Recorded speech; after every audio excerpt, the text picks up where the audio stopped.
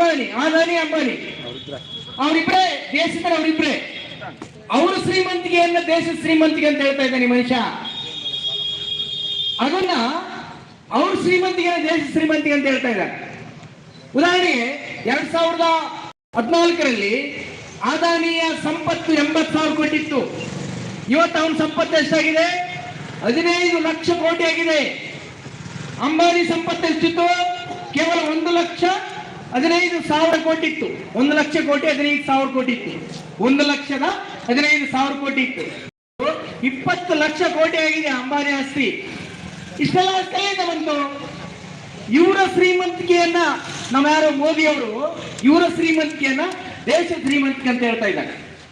ಆಮೇಲೆ ತಲವಾರು ನೋಡ್ರಿ, ಯಾವುದೇ ಒಂದು ದೇಶ ಅದು ಅಭಿವೃದ್ಧಿ ಆಗಿದೆ ಅಂತಂದ್ರೆ ಒಬ್ಬ ಮನುಷ್ಯ ಒಂದು ದಿನಕ್ಕೆ ಎಂತ ಆಹಾರ ಊಟ ಮಾಡ್ತಾ ಇದ್ದಾನ, ಎಂತ ಪೌಷ್ಟಿಕ ಆಹಾರ ಊಟ ಮಾಡ್ತಾ ಇದ್ದಾನ, ಒಂದು ಕುಟುಂಬ ಮನೆಯಲ್ಲಿ ವಾಸ ಮಾಡ್ತಾ ಇದೆಯಾ, ಅಥವಾ ಅವರೆಲ್ಲ ಸಂಪೂರ್ಣವಾದ ಸ್ವಚ್ಛ ನೀರು ಕುಡಿತಾ ಇದ್ದಾರಾ, ಅವ್ರ ಮಕ್ಕಳು ಸರಿಯಾದ ಪೌಷ್ಟಿಕಾಂಶ ಊಟ ಮಾಡ್ತಾ ಇದ್ದಾರಾ, ಇವೆಲ್ಲ ಲೆಕ್ಕ ನೋಡಿದ್ರೆ ದೇಶ ಅಭಿವೃದ್ಧಿ ಆಗಿದೆ ಅಂತ ಹೇಳ್ಬೇಕು. ಇವತ್ತು 100ಕ್ಕೆ 60-80% ಜನರಿಗೆ ಸರಿಯಾದ ಊಟ ಇಲ್ಲ, ಸರಿಯಾದ ಮನೆ ಇಲ್ಲ. ಹಾಗಾದಾಗ ಅಭಿವೃದ್ಧಿ ಅಂತಂದ್ರೆ ಹೆಂಗ ಅಭಿವೃದ್ಧಿ ಆಗತ್ತೆ? ಇದನ್ನು ನಾವು ಜನರಿಗೆ ಹೇಳ್ಬೇಕು ಸ್ನೇಹಿತರೆ. ಇದನ್ನು ಜನಕ್ಕೆ ಹೇಳ್ಬೇಕು ನಾವು.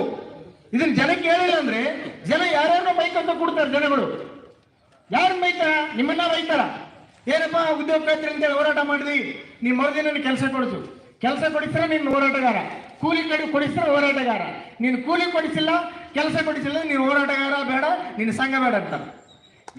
ಇದು ಇರೋದು ವಾಸ್ತವ ಪರಿಸ್ಥಿತಿ. ಇದನ್ನ ನಾವು ಜನರಿಗೆ ಹೇಳ್ಬೇಕು.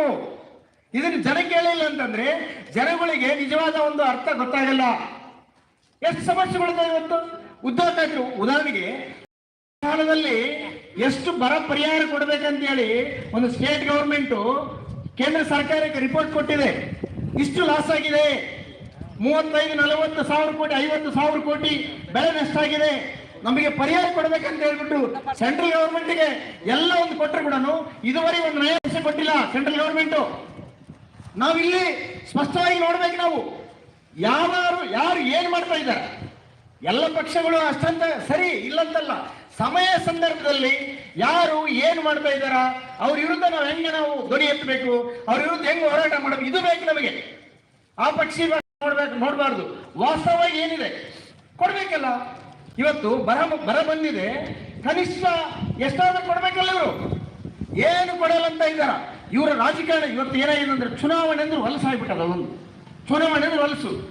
ಲೋಕಸಭಾ ಚುನಾವಣೆಗೆ ಏನಾದ್ರೂ ಹಣ ಏನು ಸ್ಟೇಟ್ ಗವರ್ಮೆಂಟ್ ಬಿಡುಗಡೆ ಮಾಡಿದ್ರೆ ಅವ್ರು ಅದನ್ನು ಬಳಕೆ ಮಾಡ್ಕೊಂತ ಇದ್ದಾರ ಅಂತ ಬಿಡುಗಡೆ ಮಾಡ್ತಾ ಇಲ್ಲ. ಉದ್ಯೋಗ ಖಾತ್ರಿ ಕನಿಷ್ಠ 150 ದಿನ ಮಾಡ್ಬೇಕಂತ ಸರ್ಕಾರದವರು ಸೆಂಟ್ರಲ್ ಗವರ್ಮೆಂಟ್ ಕೇಳ್ತಾರ. ನಾವೆಲ್ಲ ಕೇಳಿದ್ದು ಅವ್ರು ಕೇಳ್ತಾ ಇದಾರೆ. ಸ್ಟೇಟ್ ಗವರ್ಮೆಂಟ್ನವರು 150 ದಿನ ಮಾಡ್ಬೋದಲ್ಲ, 200 ದಿನ ಮಾಡ್ಬೋದಲ್ಲ. ಏನ್ ಸಮಸ್ಯೆ ಆಗಿದೆ ಇವ್ರಿಗೆ? ಏನ್ ಸಮಸ್ಯೆ ಆಗಿದೆ ಅಂದ್ರೆ ಬಂಧುಗಳೇ, ನಾವು ರೈತರಿಗೆ ಹೇಳ್ಬೇಕು, ಅವರಿಗೆ ಓಟ್ ಹಾಕೋದು ಗೊತ್ತು. ಎಲೆಕ್ಷನ್ ಸಂದರ್ಭದಲ್ಲಿ